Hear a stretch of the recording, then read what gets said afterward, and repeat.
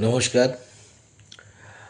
আহ, আমি চলে এসেছি গানপুকুরের পুজোর কবিতার তৃতীয় পর্ব নিয়ে। এর আগের পর্বে আমরা এই সময়কার বলিষ্ঠ তিন কবির কবিতা নিয়ে কবিতা পাঠ করেছি। আহ, সংক্ষেপে আমার অনুভূতির কথা আপনাদের সামনে কিছু রেখেছি। এই পর্বে আমরা আলোচনা করব এবছর গানপুকুর পুজোর কবিতায় যে সমস্ত মহিলা কবি কবিতা লিখেছেন তারা নিঃসন্দেহে খুব বলিষ্ঠ। প্রত্যেকের কবিতাই ভালো বলেই গানপুকুর তাদের কবিতা প্রকাশ করেছে।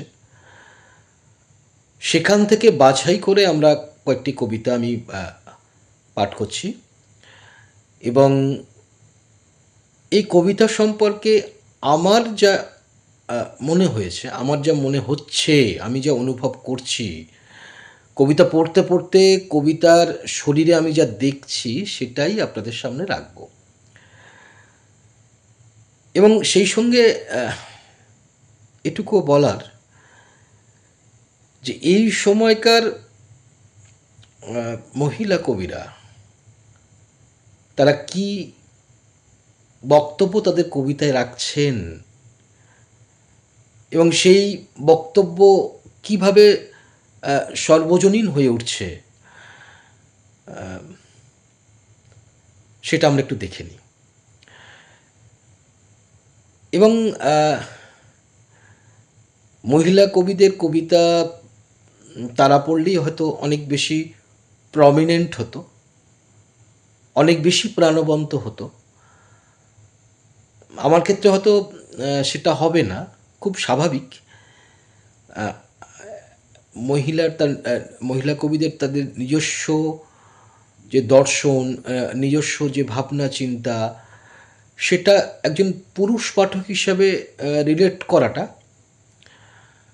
হয়তো কোথাও একটা ফাঁক থেকে যাবে, এটা নিয়ে কোনো বিতর্ক নেই। তবে এ প্রসঙ্গে বলে রাখা ভালো, কবিতা পুরুষ লিখুন বা মহিলা, কবিতাটা যখন লেখা হয়ে যায় সেই কবিতার আবেদন, কবিতার প্রসারতা, কবিতার ব্যাপ্তি, সেটা নারী পুরুষ নির্বিশেষে সবার কাছে সমানভাবে গ্রহণীয় হয়ে ওঠে। তাই তো কোনো সৃষ্টি, তা নারীর হতে পারে, পুরুষের হতে পারে, যে কারোরই হতে পারে, সৃষ্টির গ্রহণযোগ্যতা লিঙ্গ নিরপেক্ষ হয়ে ওঠে। ব্যথা, যন্ত্রণা, ভালো লাগা, প্রেম, এই সমস্ত অনুভূতিময় শব্দগুলোই তো সবার জন্যে একই রকম। হয়তো প্রকাশটা ক্ষেত্র বিশেষে পৃথক পৃথক। কারোর যন্ত্রণায় কেউ হাউ হাউ করে কাঁদে, কেউ বুকে পাথর চাপা দিয়ে কাঁদে, কেউ আনন্দে হা হা করে উল্লসিত হয়ে হাসে, কেউ মুখ চেপে হাসে। কিন্তু অনুভূতিটা দুঃখের, সেটাই কান্না থেকে বোঝা যায়, কিংবা অনুভূতিটা আনন্দের, সেটা ওই হাসি থেকে বোঝা যায়। এবং রাগের ক্ষেত্রেও একই ব্যাপার কাজ করে। সব রিপুর যে কোনো প্রকার এই জায়গাটা সবাইয়ের ক্ষেত্রে একই রকম অনুভূতি সঞ্চারিত হয়, প্রকাশটা আলাদা। ঠিক তেমনভাবেই হয়তো এই কবিতার প্রকাশটা নারীর, কিন্তু তার যে ব্যাপ্তি, তার যে প্রসারতা, তার যে দীর্ঘস্থায়িত্ব, লম্বা পথ চলা, এটা সবাইয়ের ক্ষেত্রে সমান। আমি পাঠক হিসাবে আমার ক্ষেত্রেও সমান, এবং একজন সম্পাদক হিসাবে তো আরও বেশি করে সমান। তার কারণ সম্পাদককে লিঙ্গ নিরপেক্ষ হওয়াটাই বাঞ্ছনীয় এবং এটাই সম্পাদকের ধর্ম। যাই হোক, আমি প্রথম যে কবিতাটা পড়ছি, কবি শর্মিষ্ঠা মিত্র সেনগুপ্তের হয়তো একদিন। কবি শর্মিষ্ঠা মিত্র সেনগুপ্ত গানপুকুরের নিয়মিত লেখিকা। একদম প্রায় শুরু থেকেই তিনি গানপুকুরের অনলাইন ভার্সনে লিখে আসছেন। তিনি গানপুকুরের সুহৃদ, স্বজন এবং অবশ্যই শুভাকাঙ্ক্ষী।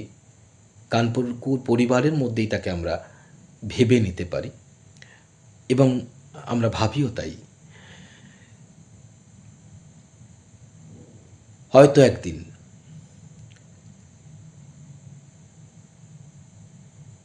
জানলার কাঁচের সঞ্চয় নিটল প্রত্যাখ্যানের ফিরিস্তি, কর গুনে গুনে মিলিয়ে নেওয়া ছায়াযুদ্ধে ক্লান্ত সৈনিকের মতো ফিরে আসি প্রতিবার। আলো গলে অবিরাম ফোঁটায় ফোঁটায়, জামবাটি ভরে গেলে ভাবি কোথায় ফেলবো। আলো গলে অবিরাম ফোঁটায় ফোঁটায়, জামবাটি ভরে গেলে ভাবি কোথায় ফেলবো। আকাঙ্ক্ষা তো আমারই মৃত্যুর চাবিকাঠি। ঝুলি, উপুর করা সব দুঃখের নিদান শেষ হলে তোমার ফিরে আসা হয়তো অনিবার্য। বেদনার কবিতা, অভিমানের কবিতা এবং অবশ্যই দুঃখের কবিতা এবং আক্ষেপের। যখন কবি সমস্তটা বলার শেষে এসে এটাই বলেন, ঝুলি, উপুর করা সব দুঃখের নিদান শেষ হলে তোমার ফিরে আসা হয়তো অনিবার্য। এখান থেকেই বোঝা যায় যে কবির বেদনা ঠিক কোন জায়গায় পৌঁছে গেছে। শুধু তাই নয়, কবি অসাধারণ শব্দ যোজনার মধ্যে, শব্দের মালার মধ্যে, শব্দের ব্যবহারের মধ্যে, শব্দের বুননের মধ্যে আমাদের সামনে কি অসাধারণ ছবি ফুটিয়ে তুলেছেন। কর গুনে গুনে মিলিয়ে নেয়া ছায়াযুদ্ধে ক্লান্ত সৈনিকের মতো ফিরে আসি প্রতিবার। আলো গলে অবিরাম ফোঁটায় ফোঁটায়, জামবাটি ভরে গেলে ভাবি কোথায় ফেলবো। অসাধারণ। আকাঙ্ক্ষা তো আমারই মৃত্যুর চাবিকাঠি। এই যে বোধের জন্ম হওয়া,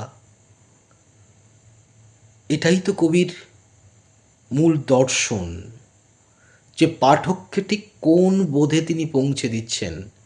যখন তিনি লেখেন আকাঙ্ক্ষা তো আমারই মৃত্যুর চাবিকাঠি, এটা একটা বোধ, যে বোধ সঞ্চারিত হয় পাঠক থেকে পাঠকে এবং মানুষ থেকে মানুষে।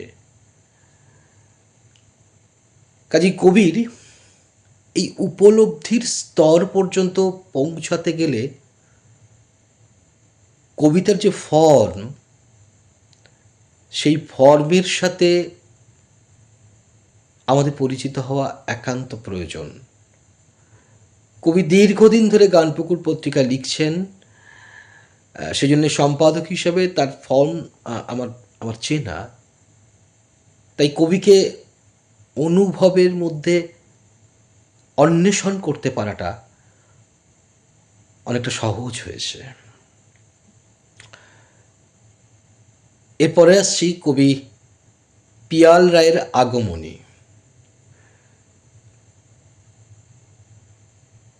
কবি পিয়াল গানপুকুরের একদম প্রথম থেকেই আছেন, ভালোবেসেই আছেন, এবং গানপুকুরের এই ক্ষুদ্র পরিসরের মধ্যে তার উপস্থিতিটা আমাদেরকে আনন্দিত করে, আমাদেরকে আপ্লুত করে। পিয়াল রায়ের কবিতা আগমনী।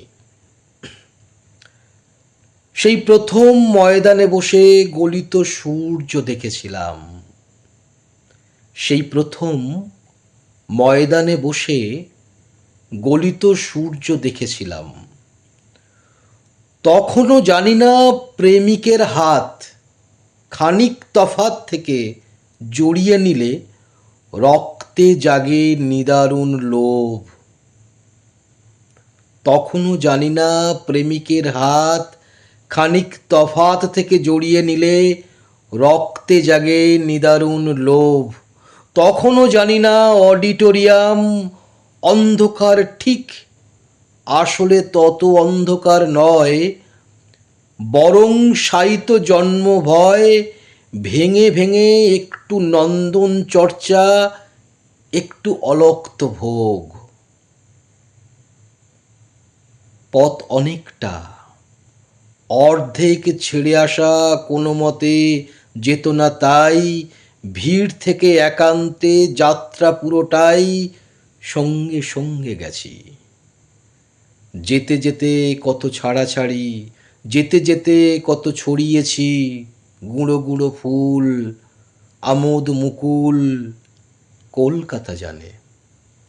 যেতে যেতে কত ছড়িয়েছি গুঁড়ো গুঁড়ো ফুল, আমোদ মুকুল কলকাতা জানে। পেতেছিল ফাঁদ অরূপ উন্মাদ, কার্তিক অঘ্রাণে পাহাড়ে পাহাড়ে প্রান্তরে পাইন রাত্রির উল্কা চিহ্ন। ওইটুকুই দিক চিত্ররেখা। পাহাড়ে পাহাড়ে প্রান্তরে পাইন রাত্রির উল্কা চিহ্ন, ওটুকুই দিক চিত্ররেখা। মনে মনে ওটুকুই পথ নির্দেশ। ভোরবেলা ট্রেন থেকে নামি, খুব চেনা বুকের স্টেশন, পেলব ভীষণ শারদীয় রাগে তার বাজছে আগমনী। কবিতাটা শুরু হলো একটি একটি একটি মিষ্টি অনুভূতি দিয়ে, যদিও তা তির্যক। তখনও জানি না প্রেমিকের হাত খানিক তফাত থেকে জড়িয়ে নিলে রক্তে জাগে নিদারুণ লোভ। এটা মিষ্টি বটে, কিন্তু তির্যকও। তখনও জানি না অডিটোরিয়াম অন্ধকার ঠিক আসলে তত অন্ধকার নয়, এটা কিন্তু ক্ষোভ। বরং শায়িত জন্ম ভয় ভেঙে, বরং শায়িত জন্ম ভয় ভেঙে ভেঙে একটু নন্দন চর্চা, একটু অলক্ত ভোগ।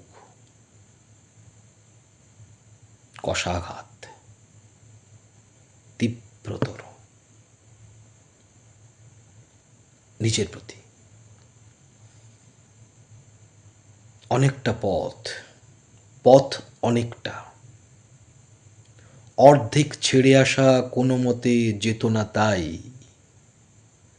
ভিড় থেকে একান্তে যাত্রা পুরোটাই সঙ্গে সঙ্গে গেছি। যেতে যেতে কত ছড়িয়েছি গুঁড়ো গুঁড়ো ফুল, আমোদ মুকুল কলকাতা জানে। কবি যখন মুকুলের আগে আমোদ শব্দের ব্যবহার করেন, কবি যখন ছড়িয়েছি শব্দের ব্যবহার করেন গুঁড়ো গুঁড়ো ফুলের আগে, তখন বুঝে নিতে হয় এই কবিতার শরীর জুড়ে কবি রোপণ করেছেন তীব্রতম আক্ষেপ। এবং এই আক্ষেপের মালা গাঁথতে গাঁথতে একটা বিষাদের কুণ্ডে পাঠককে নিয়ে যান। সেই বিষাদটা হচ্ছে, ভোরবেলা ট্রেন থেকে নামি, খুব চেনা বুকের স্টেশন। ভোরবেলা ট্রেন থেকে নামি, খুব চেনা বুকের স্টেশন। পেলব ভীষণ, শারদীয় রাগে তার বাজছে আগমনী।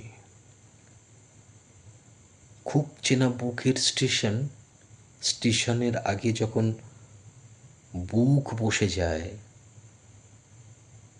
তখন সেটা এমন একটি গন্তব্য, যে গন্তব্যে পৌঁছতে পারলে স্বস্তি বোধ হয়, শান্তি বোধ হয় এবং নিরাপত্তা ফিরে আসে। একটা জীবন, একটা অনুভূতি ধরা পড়েছে, যেখানে আক্ষেপ এবং তির্যক শব্দের প্রয়োগে উত্তরণ ঘটেছে কবিতার। খুব ভালো লেখা। এরপরে পড়ছি কবি শ্রী শর্মিষ্ঠার ক্ষয় লিপি। কবি শ্রী শর্মিষ্ঠা গানপুকুরের নিয়মিত লেখিকা, নিয়মিত লিখে আসেন। তিনিও প্রায় শুরু থেকেই গানপুকুরের সঙ্গে আছেন, ভীষণভাবেই আছেন। এমন সংখ্যা প্রায় তাকে ছাড়া প্রকাশিত হয়নি। হয়তো প্রথম দিকের একটি দুটি বাদ যেতে পারে, আমার ঠিক মনে নেই। তবে খুব শক্তিশালী লেখিকা, খুব শক্তিশালী কবি, এবং খুব স্বল্প পরিসরে তার শব্দমালার যে বিস্তার, তা বিশাল বিশাল জায়গা জুড়ে অবস্থান করে। তার প্রসারতা অবাক করে দেবার মতো। ক্ষয়লিপি। মেঘে মেঘে বিদ্রোহ লিখি, প্রিয়া হয়ে গেছে গত শ্রাবণে। মেঘে মেঘে বিদ্রোহ লিখি, প্রিয়া হয়ে গেছে গত শ্রাবণে।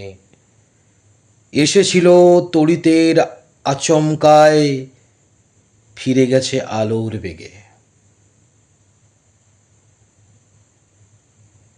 এই যে বিদ্রোহ লেখা হচ্ছে, এখানে ঘর্ষণ, এবং সেই ঘর্ষণে ক্ষয়প্রাপ্ত হচ্ছে, এবং সেই ক্ষয়প্রাপ্তের সন্ধিক্ষণে দাঁড়িয়ে সে এসেছিল আচমকা, আর ফিরে গেছে আলোর বেগে। আলোর বেগ যখন এসে যাচ্ছে, তখন তার তার প্রস্থানের দ্রুততাকে সাংকেতিক শব্দমালায় বলে দেওয়া হয়েছে। তারপরে কি?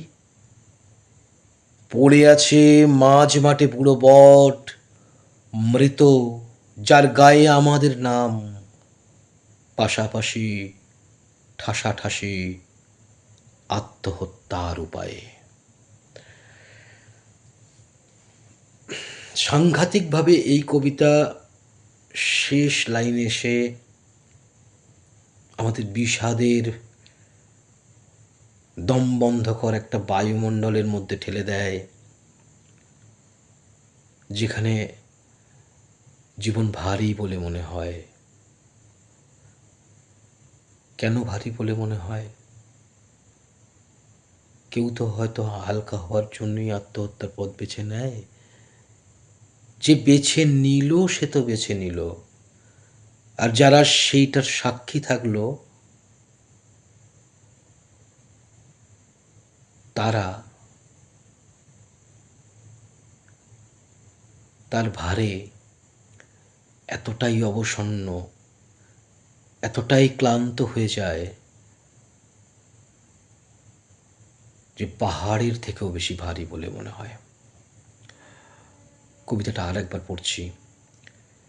মেঘে মেঘে বিদ্রোহ লিখি, প্রিয়া ক্ষয়ে গেছে গত শ্রাবণে, এসেছিল তড়িতের আচমকায়, ফিরে গেছে আলোর বেগে, পড়ে আছে মাঝ মাঠে বুড়ো বট মৃত, যার গায়ে আমাদের নাম, পাশাপাশি ঠাসাঠাসি আত্মহত্যার উপায়ে।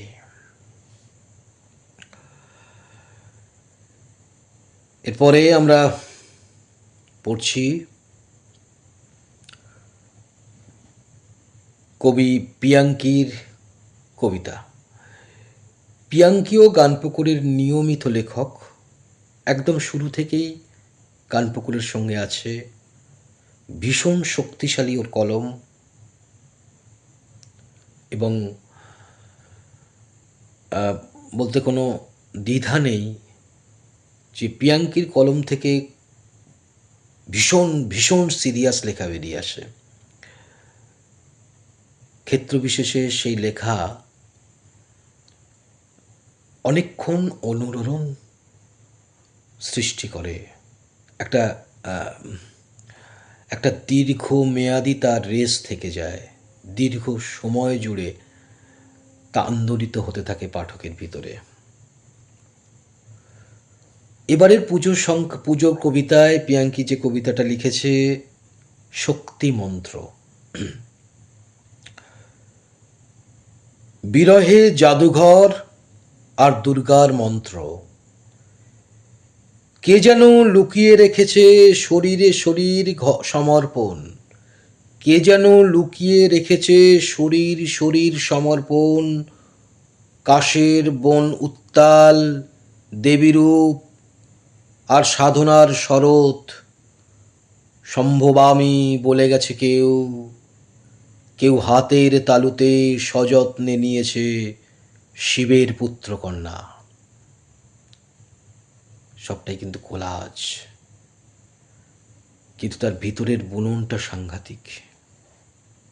আবার পড়ছি, বিরহে জাদুঘর আর দুর্গার মন্ত্র, কে যেন লুকিয়ে রেখেছে শরীর শরীর সমর্পণ, কাশের বন উত্তাল দেবীরূপ আর সাধনার শরৎ, সম্ভবামি বলে গেছে কেউ, কেউ হাতের তালুতে সযত্নে নিয়েছে শিবের পুত্রকন্যা।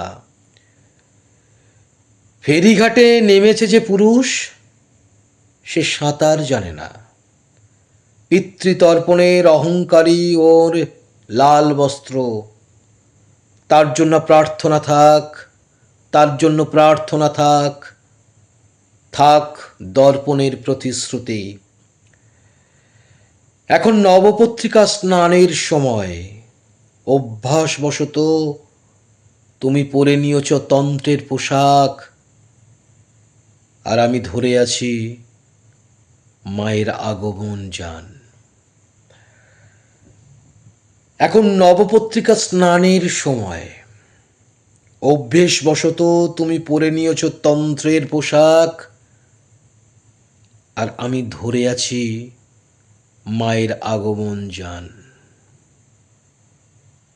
ইয়েস, এটাই পিয়াঙ্কি। পুরো কবিতাটাই ও যেভাবে লিখেছে, শেষে এসে অবাক হয়ে গেলাম। এটা ভয়ঙ্কর একটা থাপ্পড়, ভয়ঙ্কর একটা বিদ্রোহ, গর্জন, নারীর গর্জন,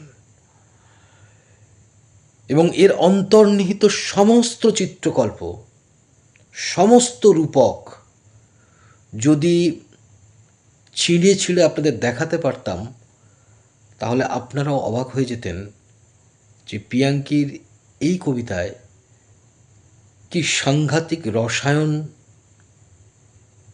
ঢোকানো আছে।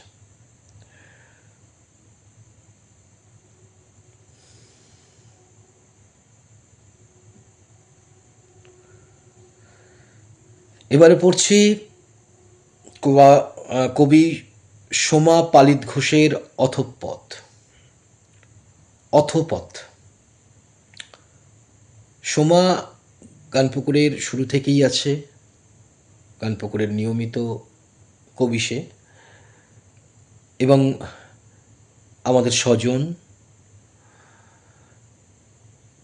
পরোক্ষভাবে আমাদের পুরো টিমেরই সে একটি অংশ।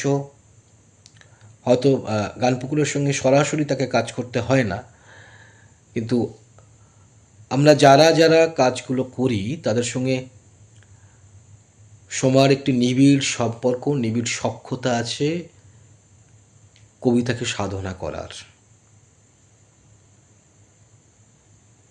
এবং খুব ভাবনায় ফেলে দেওয়ার মতো তার লেখা।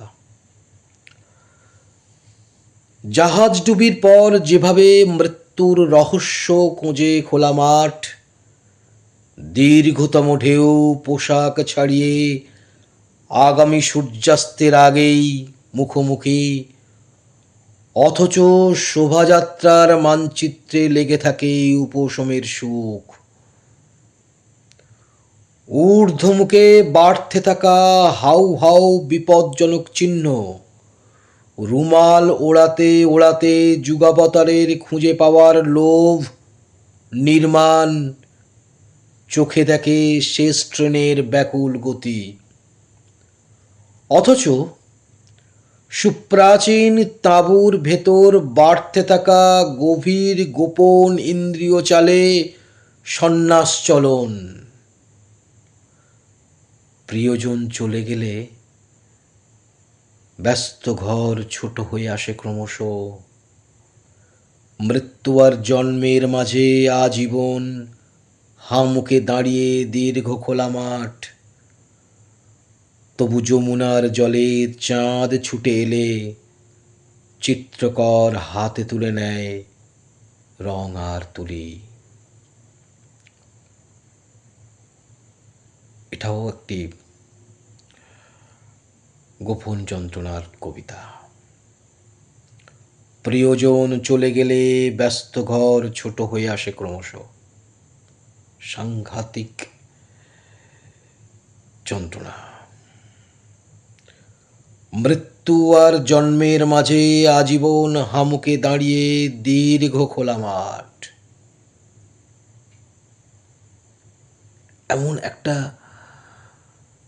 এমন একটা মাঠে কবি আমাদের নিয়ে চলে যাচ্ছে যে বুকের মধ্যে হু হু করে উঠছে। মৃত্যু আর জন্মের মাঝে আজীবন হামুকে দাঁড়িয়ে দীর্ঘ খোলা মাঠ। এখানেই কিন্তু শেষ হচ্ছে না কবিতা। এর পরেও কবি আশা রাখছে। আসলে আশা তো রাখতেই হয়। আমাদের তো পজিটিভ থিঙ্কিং আমাদের মধ্যে জন্ম দিতে হয়, না হলে তো সবটা থেমে যাবে, সব ভেঙে টুকরো টুকরো হয়ে যাবে। আমরা কেউ আর এক পাও হাঁটতে পারবো না। তবু যমুনার জলে চাঁদ ছুটে এলে চিত্রকর হাতে তুলে নেয় রং আর তুলি। এটাই আশাবাদ, এটাই কবি লিখতে পারে। কবি আলোটা দেখতে পায়, কবি সেই আলোটা ছড়িয়ে দিতে জানে। যাই হোক, এই পর্বটা আমাদের একটু বড়ই হয়ে গেল। আপনারা যে সবাই ধৈর্য নিয়ে শুনেছেন, অনুভব করার চেষ্টা করেছেন, এই জন্য আপনাদের অনেক ধন্যবাদ।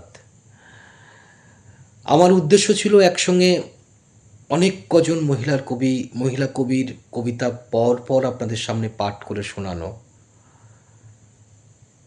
এই কারণে যে এই সময়কার মহিলা কবিরা কি লিখছেন, তারা কি ভাবছেন, কিভাবে তারা আলো জ্বালাচ্ছেন, কিভাবে পাঠককে আলোর পথে টেনে নিয়ে যাচ্ছেন। অনুভূতি নারী পুরুষ নির্বিশেষে এক প্রকাশ ভিন্নতর। সবাই খুব ভালো থাকবেন। নমস্কার।